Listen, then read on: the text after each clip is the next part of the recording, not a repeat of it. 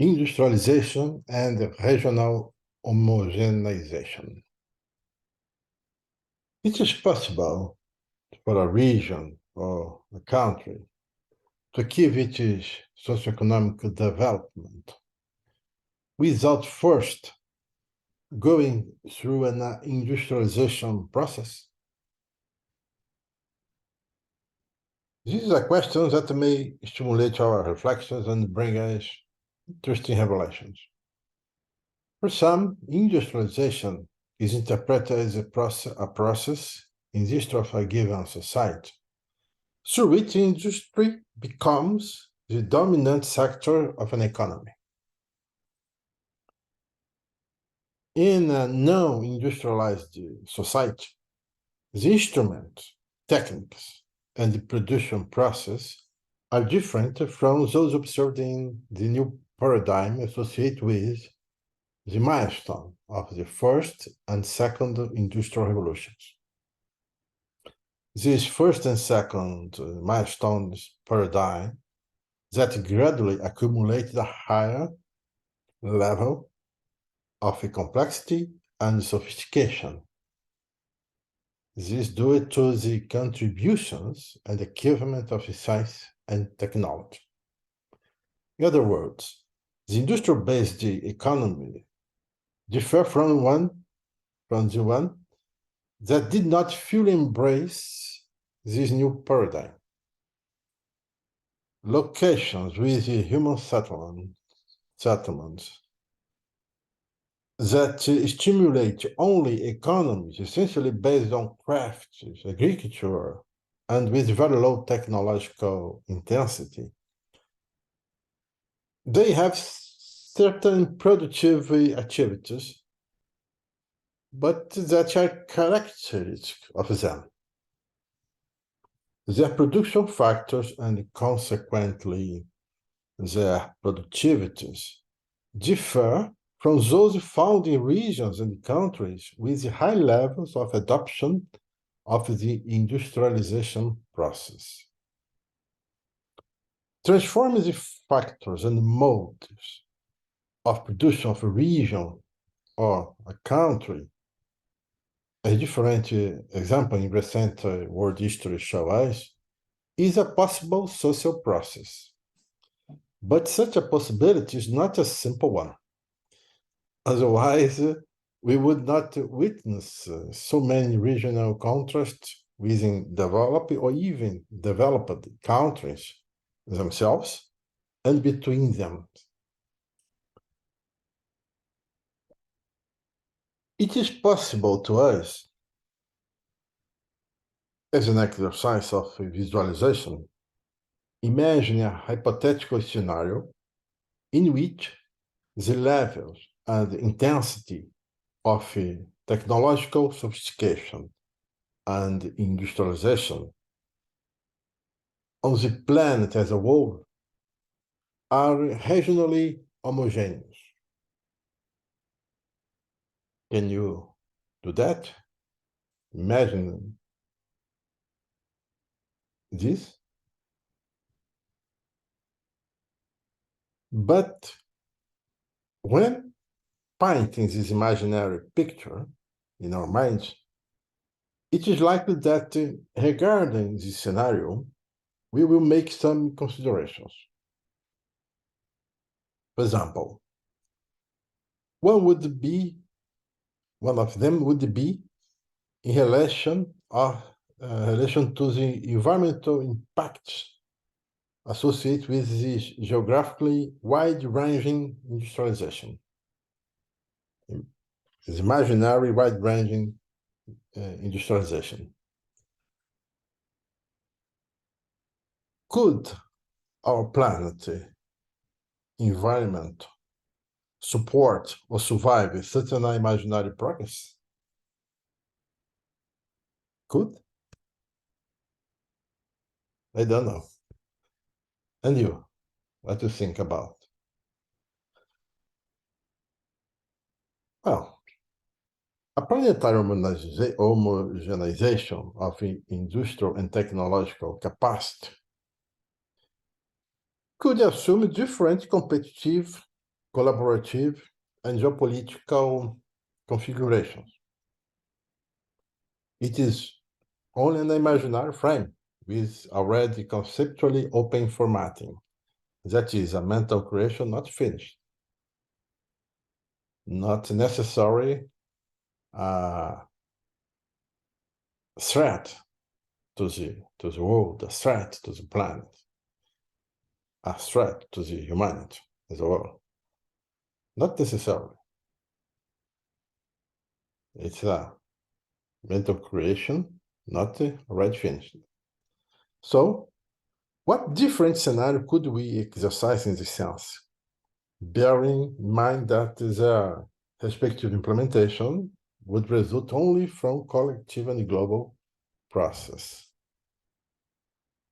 This would be a world framework of probably complex political and institutional contours. Migrating from this imaginary, this hypothetical framework, I have suggested for us as an exercise, to the real global arena, bring us interesting aspects to explore and to compare.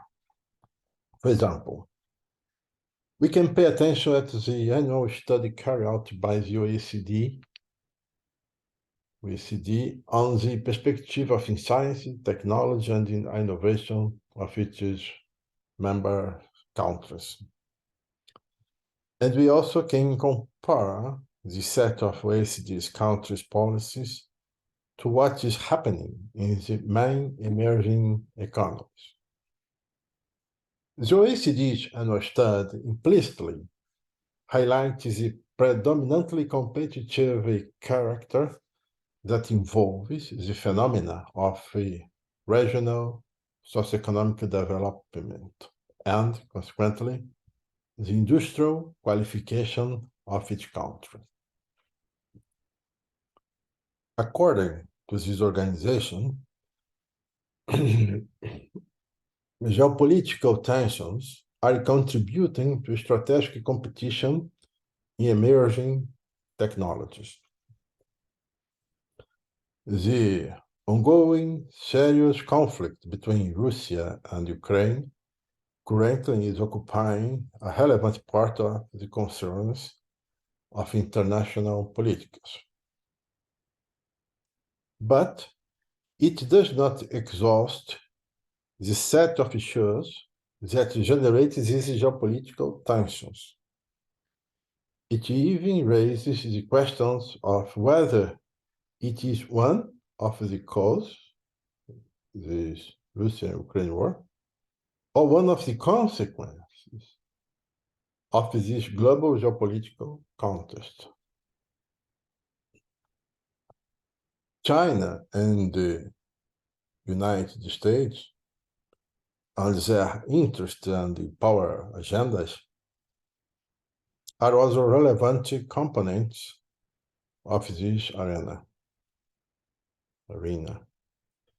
And the technological intensity and the productive scale of the industry in these two leaders of the world economy does not seem to leave room for doubt about a strategic binomial. What is this binomial? Is industrialization and the power associated with it, including the military power. The OECD clearly indicates the strategic role that technology plays in this competition.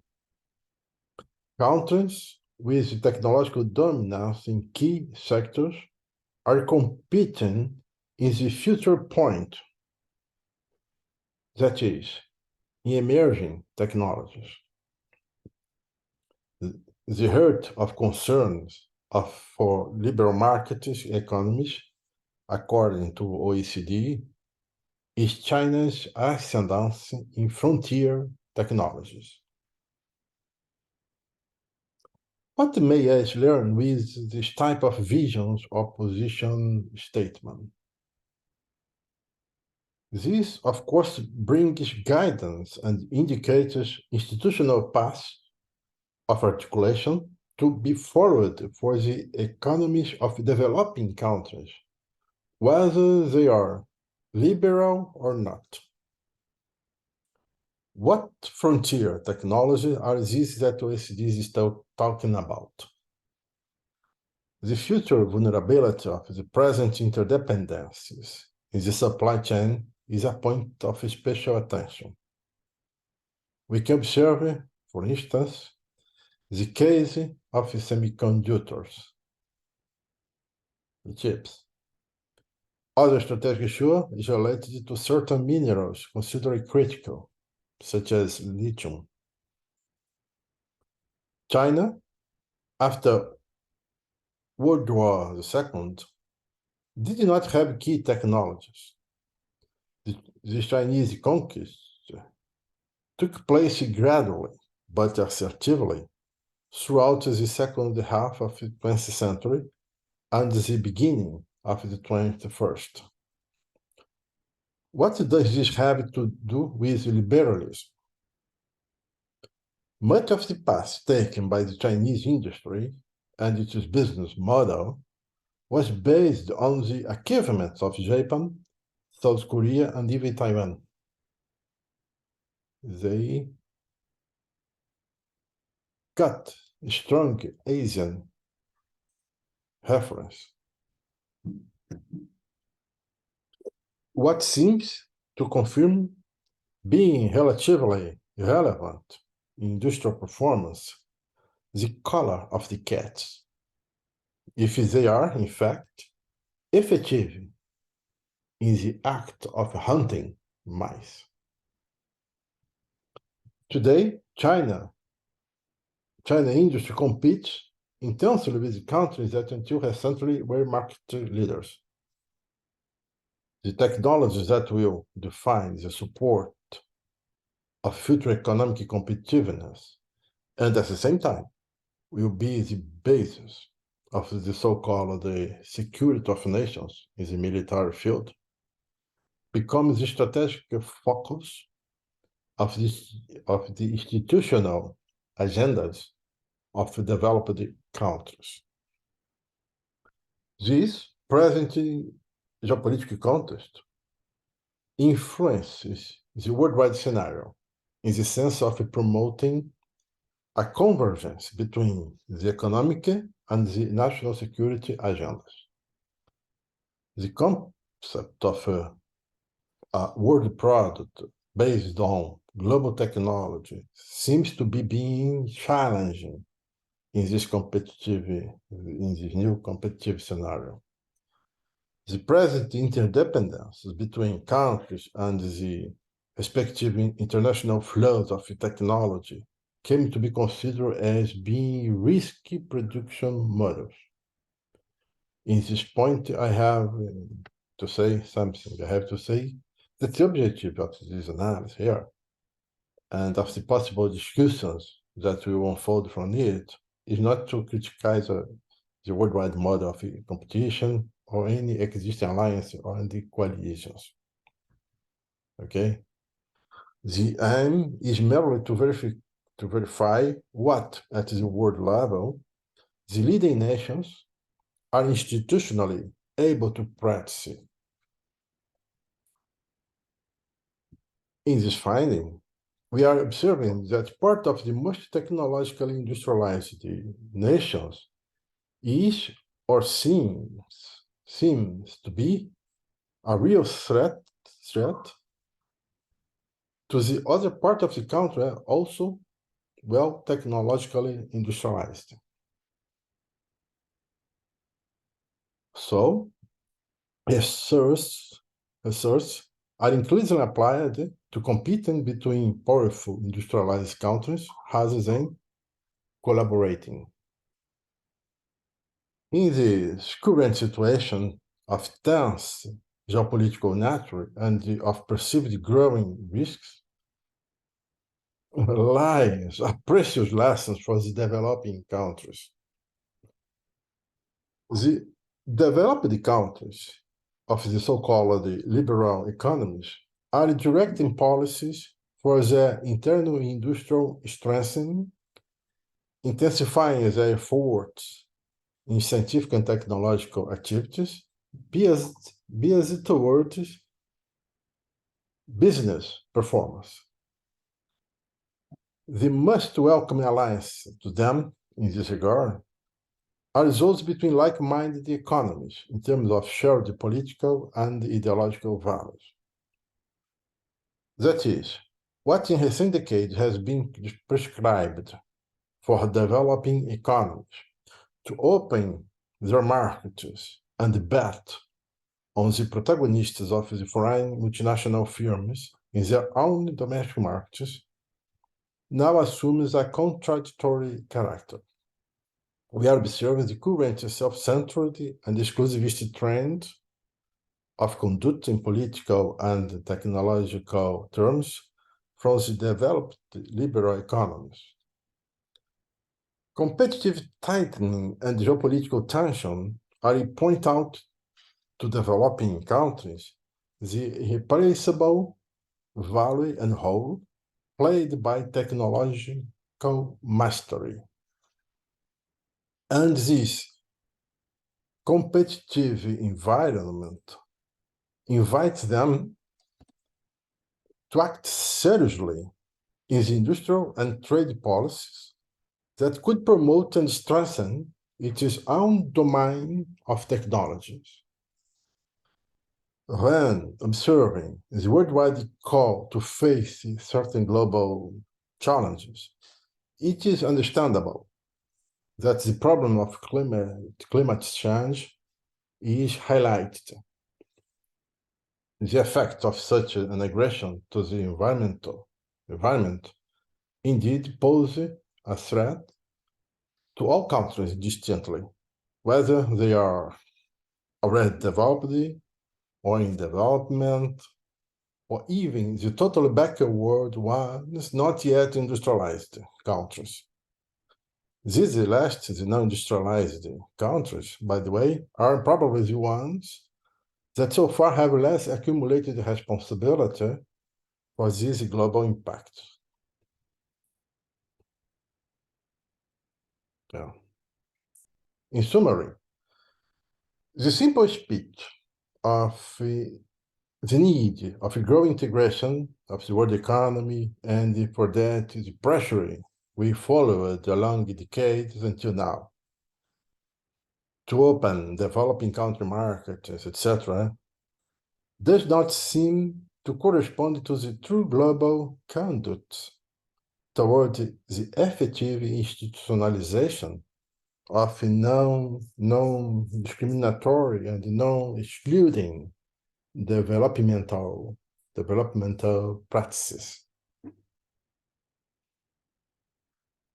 But to avoid oversimplifying something apparently so complex, it might be convenient to think about the possibility of a balance between the conduct of institutional conduct of the developed country and the institutional conduct of the developing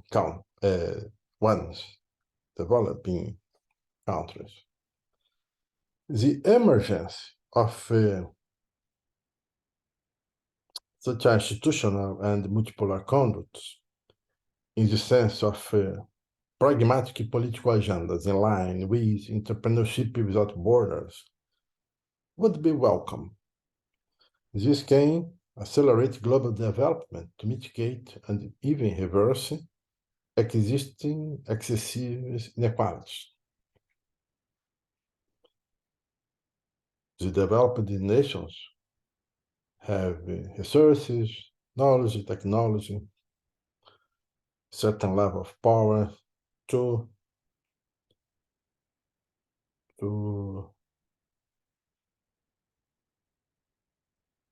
promote change.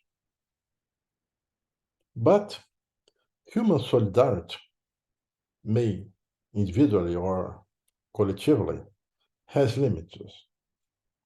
We are not used to practicing it intensely. But on the contrary, the exchange of values between individuals and collectivities has been known to age, a society we are, for millennia.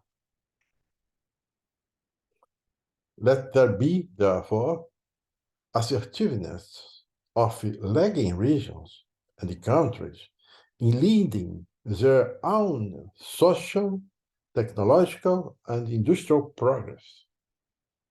Thus, assuming this path, they will have high added value, technologies, products, services, etc.